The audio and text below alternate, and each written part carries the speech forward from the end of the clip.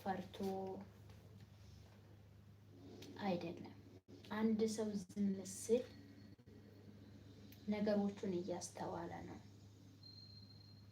አንድ ሰው ዝም ሲል በዝምታ የሚያሸንፈው ነገር ስላለ ነው። አንድ ሰው ዝም ብሎ የሚያዳምጥ ከሆነ እየተረዳ ነው ማለት ነው። አንዳንድ ሰው ዝም ስንል ማናቀው ማናስተውለው ሰዎች አድርጎ ይቆጥረናል።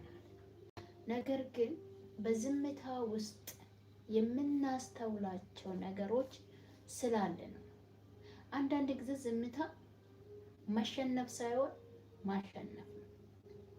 መሸነፍ ነው። መሸነፍ ሳይሆን ማሸነፍ ነው።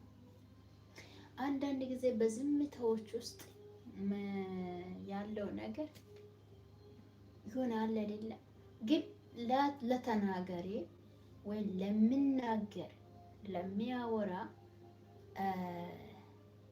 ሞኝነት ሆኖ ሊቆጠር ይችላል። ነገር ግን አንዳንድ ጊዜ ዝምታ ውስጥ የምናስተውላቸው ነገሮች አሉ።